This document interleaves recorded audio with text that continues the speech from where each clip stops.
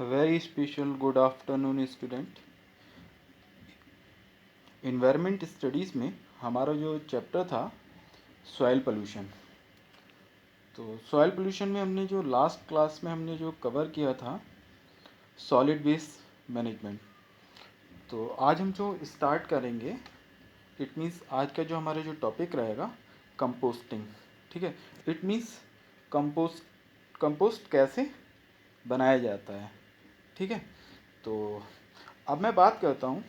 ठीक है, जैसे कूड़ा करकट में मौजूद कार्बनिक पदार्थों का जैव रासायनिक क्रिया द्वारा अपघटन करने से ह्यूमस बनता है। ठीक है, जिसे कंपोस्ट खाद कहते हैं हम लोग। ठीक है, इसकी उपजाऊ शक्ति बहुत अधिक होती है। ठोस अपशिष्ट के समापन की यह एक अच्छी विधि है। कैसी विधि है? एक अच्छी विधि है। इससे व्यर्थ ठोस पदार्थ बहुत ही उपयोगी उत्पाद में क्या चेंज हो जाते हैं। ठीक है, देखा जाए तो तैयार खाद में लगभग 0.3% नाइट्रोजन, 0.5% से 0.8% फॉस्फोरस और 0.6% से 0.9% पोटेशियम पाया जाता है। और जो पेड़ पौधों के लिए आवश्यक तत्व हैं, है ना, जैसे कंपोस्ट खाद बनाने के लिए कई प्रोसेस हमारे देश में अपनाए जाते हैं। ठीक है, जिनमें से अगर मैं पहले बात करूँ तो एक होगा बेंगलोर मेथड। ठीक है, इसको हम एनर्विक मेथड भी बोलते हैं। दूसरा जो होता है हमारा नेक्स्ट होता है इंदौर मेथड। ठीक है, इसको हम बोलते हैं एरोबिक मेथड। ठीक है, थर्ड हमारा आता है कंपोस्ट प्लांट। ठीक, तो सबसे पहले हम बात करते हैं बेंगलोर मेथड की। ठीक है, तो देखते हैं बेंगलोर में कैसे कंपोस्टिंग की जाती है। ठीक है, तो देखें, जब कूड़ा कूड़ा करकट से प्लास्टिक, रबड़ एवं चमड़ा, है ना, और भी कई चीज़ें, ठीक है, हाथ से अलग की जाती है, इट मीन्स बीन के अलग कर दी जाती हैं। फिर इसे लंबे समय के लिए गड्ढों या खाइयों में भर दिया जाता है।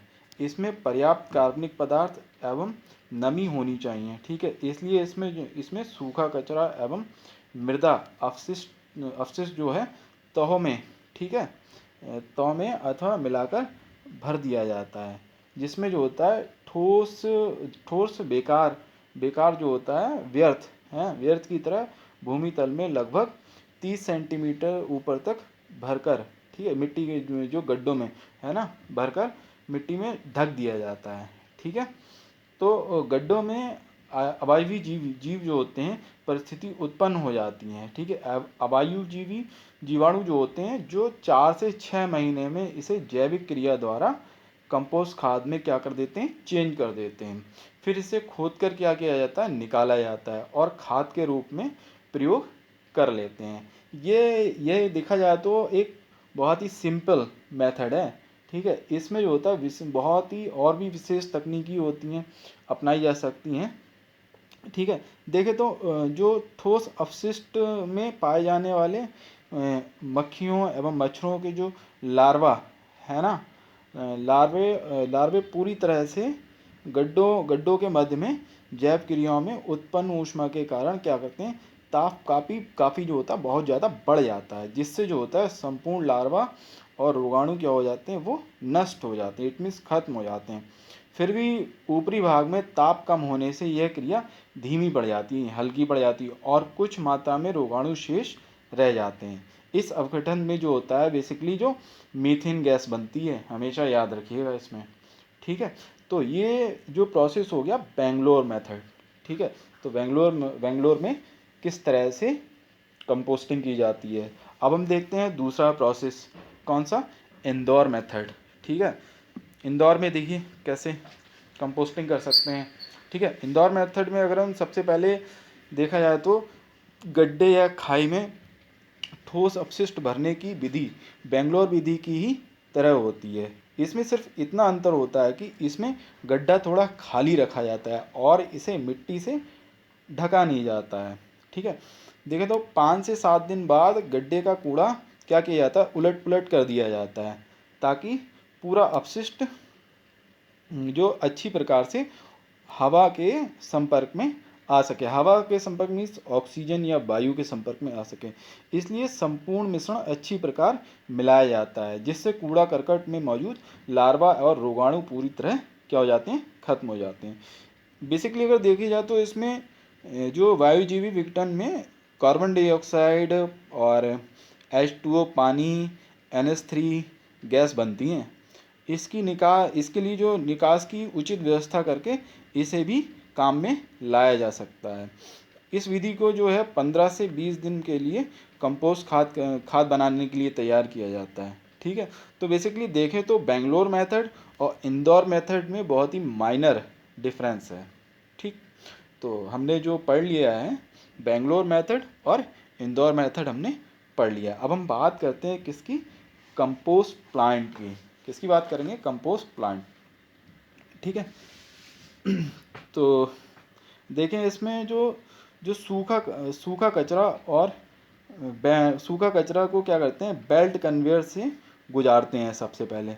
ठीक है, तो इसमें क्या होता है, एक शक्तिशाली चुंबक द्वारा इसमें से लौह पदार्थ अलग कर दिया जाता है। इसके बाद जो होता है इसमें से प्लास्टिक, चमड़ा, रबड़, ठीक है, और भी धातुएं जो होती हैं वो कार्डबोर्ड आदि क्या होते हैं, हाथ के द्वारा जो होती है अलग कर दी जाती है। और यह इसमें जो होते हैं कुछ यांत्रिक छन्ने द्वारा भी अलग कर दिए जाते हैं। ठीक है, शेष कचरा जो होता है हैमर मिलाकर या चूर्ण बनाकर, इसको अगर देखें तो पोलराइजेशन प्रोसेस होता है। ठीक है, इसमें जो इसके जो कचरे का जो होते हैं बहुत महीन पीस कर दिया जाता है। ठीक है, इसके बाद इसे जो होता है बेल्ट ब्लास्टिक सेपरेटर, ठीक है, अब नाम सुना होगा, में गुजारा जाता है। उससे जो होता है चूर्ण जो होता है बहुत महीन बन जाता है। ठीक है, तो यहीं पर इसे सूखा और गीला स्लज मिला दिया जाता है, जिससे क्या होती है, एक लुगदी बन जाती है। इसके बाद जो होता है वांछित ताप पर नमी पर इसे क्या होते हैं, झाग उत्पन्न कराए जाते हैं। ठीक है, फिर इसके बाद क्या होता है, ठीक 7 दिन बाद तक इसमें जो होता है वायुजीवी परिस्थिति रहती है। इसके बाद इसमें वायुजीवी परिस्थिति उत्पन्न क्या किया जाता है, करा दिया जाता है। ठीक है, फिर देखा सबसे बाद में देखा जाता है इसके 15 से 20 दिन बाद कंपोस्ट खाद जो होती है हमारी बनके क्या होती है, तैयार हो जाती है। फिर क्या करते हैं, इसमें जो छान कर जो होता है बोरों में भर दिया जाता है और मार्केट में इसे क्या किया जाता है, भेज दिया जाता है।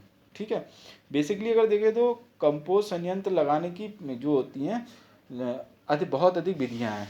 ठीक है, और जैसे देखा जाए तो कंपोस्ट संयंत्र लगाने की प्रारंभिक विधि अगर लागत अधिक होती है इसमें देखा जाए तो बेसिकली, है ना, परंतु ये कम स्थान भी घेरती हैं, है ना। इसको प्राप्त खाद उच्च श्रेणी की भी कहा जा सकता है। ठीक है, इसमें जो होता है बोरान, कैल्शियम, कोबाल्ट, कॉपर, लोहा, मैग्नीशियम, ठीक है, और भी चीज़ें होती हैं। ठीक है, और भी तत्व पाए जाते हैं इसमें। ठीक है, तो इसमें तो यही है आज का हमारा जो टॉपिक है ना, कंपोस्टिंग। ठीक है, मेनली इसमें जो आपके एग्ज़ाम के पॉइंट ऑफ व्यू से इम्पॉर्टेंट भी है, और आपको एग्ज़ाम में बेंगलोर मेथड और इंदौर मेथड को लिखना है और कंपोस्टिंग को भी लिखना है। ठीक है, आई होप आप सभी को समझ में आ गया होगा। Thanks for watching this